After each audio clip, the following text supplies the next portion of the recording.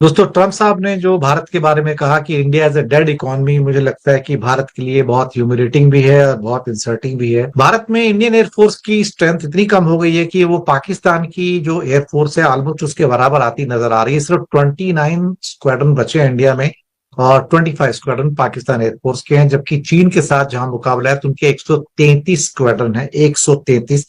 तो कहीं ऐसा लगता है कि कोई ना कंपैरिजन वाली ना कोई चीज कहीं दूर दूर तक नजर नहीं आ रही है। अस्सलाम वालेकुम दोस्तों, मोदी जब से इक़्तिदार में आया है इसने और इसके भक्तों ने यही ढंढोरा पीटा है कि हमारी मईशत बहुत मजबूत है, हम दुनिया की चौथी बड़ी इकॉनमी हैं, जल्द हम अमेरिका और चाइना को भी पीछे छोड़ देंगे। जिस मुल्क की 80% आबादी गुर्बत की लकीर से नीचे जिंदगी बसर कर रही हो और वहाँ के हुक्मरान अगर अमेरिका को आंखें दिखाना शुरू कर दें तो फिर उनका वही हाल होता है जो आजकल मोदी का हो रहा है। आज सूरत हाल ये है कि अमेरिका ने भारत की मईशत को मुर्दा करार दिया है और पाकिस्तान के साथ बड़े माशी मायदे किए हैं। दूसरी तरफ इंडियन फजाइया तारीख के बदतरीन दौर से गुजर रही है। पाकिस्तान का मुकाबला तो अगले 50 साल तक ये नहीं कर पाएंगे। MiG-21 रिटायर्ड कर दिए गए हैं, जैगवार, मिराज 2000 और MiG-21 भी रिटायरमेंट के करीब है। और अगर इसी रफ्तार से इंडियन एयरफोर्स के तैयारों की तादाद कम होती गई तो पाकिस्तान क्या ये बांग्लादेश का मुकाबला भी नहीं कर पाएंगे। इस हवाले से एक रिपोर्ट है, आइए आपको दिखाते हैं। दोस्तों, ट्रम्प साहब ने जो भारत के बारे में कहा कि India is a dead economy, मुझे लगता है कि भारत के लिए बहुत ह्यूमिलेटिंग भी है और बहुत इंसल्टिंग भी है।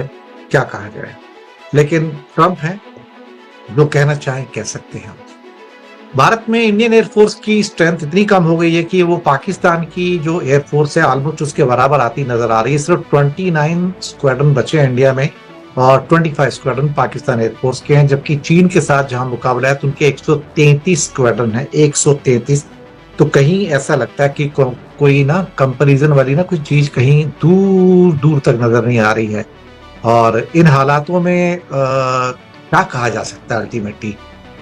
चलिए ठीक है, कोई बात नहीं, लेकिन अब चलते हैं अपनी पहली खबर के ऊपर, आप सबका स्वागत करते हुए कि जो हमारी फाइट चल रही है टैरिफ को लेके, वो थोड़ी सी गहराती चली जा रही है। ट्रम्प साहब का यह कहना है कि भाई हम एक डेड इकोनॉमी है, तो इससे एक्चुअली हमारी बहुत बड़ी इंसल्ट भी की है, हमारे लिए ह्यूमिलेटिंग है। उसके बावजूद भी सरकार कुछ बोल नहीं रही है। सरकार के मुंह सिले हुए हैं, लब सिले हुए हैं, कुछ भी कहने से मुझे लगता है कि वो गुरेज कर रहे हैं। क्या इससे भारत और अमेरिका के रिश्तों के अंदर कोई फर्क पड़ेगा? क्या तल्खियां बढ़ेगी? कभी कभी तो ऐसा लगता है कि वही वही मोदी हैं जो कहा करते थे अब की बार ट्रम्प सरकार मोदी जी को अपना बहुत अच्छा मित्र मानते थे, लेकिन भारत को कई बार टैरिफ किंग भी बोल चुके हैं, टैरिफ किंग हो चुके हैं, टैक्स किंग बोल चुके हैं, पता नहीं क्या क्या बोल चुके हैं। हर बार कहते हैं कि हमारे बहुत अच्छे दोस्त हैं, ग्रेट फ्रेंड हैं हमारे, लेकिन उसके बाद भिगो भिगो के जूते मारने में हम लोगों को, इंडिया को एक्चुअली कोई भी कसर नहीं छोड़ते हैं। पिछले 6 महीनों में ट्रंप और मोदी के बीच में कोई गर्मजोशी नहीं है जो पहले कार्यकाल के दौरान दिखाई देती थी। वर्ड्स कहे जाते हैं लेकिन वर्ड्स के बीच में कोई गर्माहट नहीं है, my great friend Modi, but लेकिन उसके बाद जो किया जाता है वो एग्जैक्टली वो किया जाता है जिससे मोदी को चोट पहुंचे, भारत को चोट पहुंचे। अभी जो 25% के टैरिफ लगाए गए हैं और जो पेनल्टी लगाई गई है, उसका सीधा मतलब है कि भारत के किसान हो या उद्योगपति हो, सबके ऊपर अच्छी खासी चोट लगी है। तो भारत दरअसल देखा जाए तो वास्तविक टैरिफ जो है वो काफी अधिक होगा, वो कम नहीं होगा। हमें इस बात को समझ के चलना चाहिए, क्योंकि 25% नहीं है, 25% से ज्यादा ही होगा, क्योंकि ब्रिक्स देशों पर एक्स्ट्रा टैरिफ लगाने की बात भी उन्होंने कही है और रूस के व्यापार की वजह से पेनल्टी भी लगेगी। लेकिन अभी जो खबर मेरे पास है वो ये है कि इंडिया ने रशिया से ऑयल खरीदना बंद कर दिया है। एक हफ्ते से एक भी ऑर्डर नहीं दिया है, एक भी ऑर्डर नहीं दिया है। अब पहले जो 10% का बेस लाइन टैरिफ था, तो क्या वो 10% का जो बेस लाइन टैरिफ है उसके ऊपर ये 25% होगा, ये 35% होगा क्या? इसमें अभी तक कोई क्लैरिटी नहीं होगी है। हालांकि कुछ लोग कह रहे हैं कि शायद हो सकता है ये 10% के ऊपर 25% है तो ये 35% होगा, लेकिन हमें शायद क्लैरिफिकेशन के लिए वेट करना चाहिए। भारत का जो निर्यात था $87 बिलियन, इंडिया जो ब्रिटेन के साथ एक फ्री के साथ भी होगा, लेकिन शायद भारत के लिए जो अमेरिका के साथ जो डील है वो शायद एक तरफा होगी। और मुझे नहीं लगता है कि वहां पर ट्रम्प साहब किसी भी किस्म की भारत को रियायत देने के मूड में हैं। जब उन्होंने यूरोपियन यूनियन के 27 देशों को रियायत नहीं दी, ब्रिटेन को रियायत नहीं दी, ऑस्ट्रेलिया को, जापान को रियायत नहीं दी, तो हमें भला वो रियायत क्यों देंगे। और चाइना के आगे वो ज्यादा कुछ नहीं कर पाते हैं। शी जिनपिंग के पास भी एक चाबी है जो क्या कहते हैं कि रेयर अर्थ मैग्नेट्स की है और बाकी चीजें हैं, तो वो जब भी वो चाबी लगाते हैं तो ट्रम्प नरम पड़ जाते हैं और वो फिर बातचीत करने के उस पर रेसिप्रोकल बातचीत करने के मुद्दे पर निकल कर आ जाते हैं। ब्राजील के ऊपर भी 50% टैरिफ लगा दिया है और ऑस्ट्रेलिया भी अभी शायद बातचीट शुरू नहीं हुई है, लेकिन भारत के लिए शायद एक झटका भी है। क्या मोदी रिटेलिएट करेंगे? भारत ने अभी तो ये कहा कि हम रिटेलिएट नहीं करेंगे। सीज फायर के मुद्दे के ऊपर भी 29-30 बार दावे किए जा चुके हैं और मोदी जी उसके ऊपर भी बोल के राजी नहीं है कि भाई अल्टीमेटली आप बताइए कि क्या ट्रम्प साहब झूठ बोल रहे हैं। मुझे लगता है कि अभी पार्लियामेंट के अंदर भी सवाल उठाए जा रहे हैं, लेकिन क्या भारत कोई रिटेलिएशन करेगा, कोई बदले की राजनीति से कुछ काम करेगा?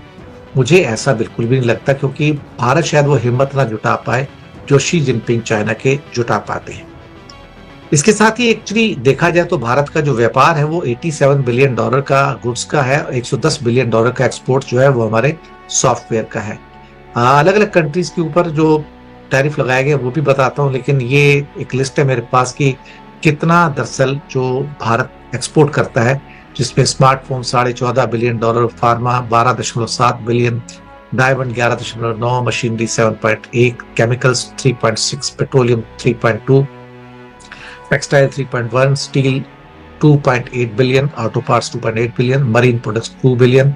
और ये जो टैरिफ हैं, Vietnam 20, Indonesia 19, EU 15, Britain 10, Japan 15, Brazil 50 और इंडिया 25+ पेनल्टी। तो कोई कमी होगी इसके अंदर? मुझे इसके अंदर बहुत सारा एक किस्म से कहा जाए तो डाउट लगता है। मोबाइल फोन की जो फॉक्सकॉन की फैक्ट्रीज है उसको एक बहुत बड़ी चोट लगनी जा रही है और वो चोट इतनी गहरी होगी कि भारत का उससे निकल पाना बड़ा मुश्किल होगा। भारत का पूरा जो इकोसिस्टम डेवलप हुआ है मद्रास और चेन्नई, यानी कि चेन्नई बेंगलोर बेल्ट के अंदर, वो पूरा का पूरा ध्वस्त होने जा रहा है। और इस लेवल के अगर टैक्स स्ट्रक्चर आते हैं 25%+ पेनल्टी, तो फिर इसका मतलब है कि एप्पल का बनाना यहाँ बिल्कुल बेकार है, क्योंकि वो बहुत महंगा होकर अमेरिका में पहुंचेगा, उसको खरीदेगा कौन अल्टीमेटली। गारमेंट सेक्टर भी सफर करेगा, crore of jobs will be loss, 27,000 crore का, क्योंकि 25-30% की ड्यूटी ऊपर से पेनल्टी, तो भाई खरीदेगा कौन हमारा माल यहाँ पर। साथ में डायमंड के 50 लाख वर्कर्स हो जाएंगे, वो जाएंगे दवाइयों के क्षेत्र में, मिलियंस ऑफ जॉब्स में गो। साथ में मरीन प्रोडक्ट्स जो कि हमारे मछुआरे हैं लाखों में, उनकी रोजी रोटी भी छिनने के पूरे चांस हैं। मशीनरी जो $7 बिलियन की एक्सपोर्ट होती है, करीब 60,000 करोड़ की, तो स्मॉल जो सेक्टर है, माइक्रो सेक्टर है, स्मॉल एंड मीडियम सेक्टर है मशीनरी बनाने वाले, वो सफर करेंगे, उनकी नौकरियां जाएंगी। ऑटो पार्ट्स के 24,000 करोड़ का एक्सपोर्ट है, तो स्मॉल माइक्रो यूनिट्स हैं जो छोटे छोटे कलपुर्जे बनाते हैं, वो सफर करेंगे। आईटी सेक्टर तो ऑलरेडी सफर कर रहा है, इसमें कोई शक वाली बात नहीं है। अब सवाल ये पैदा होता है यहाँ पर कि हम क्या कर पाएंगे और हम क्या कर सकते हैं, और हमारे पैनल है कि यहाँ पर बच्चा क्या है। क्या हम अमेरिका का जवाब दे पाएंगे? एक जगह तो इंडिया ने लगता है घुटने टेक दिए हैं, और वो है कि रशिया से ऑयल खरीदना पिछले करीब 1 हफ्ते से बंद कर दिया है। 7-8 दिन हो गए हैं, कोई नया ऑर्डर नहीं दिया जा रहा है। पर क्या अमेरिका उसको मानेगा?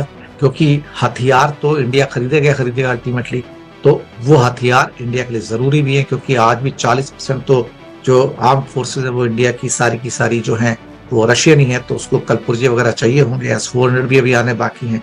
तो इंडिया उसके साथ कैसे डील करेगा, ये भी देखने वाली बात है यहाँ पर।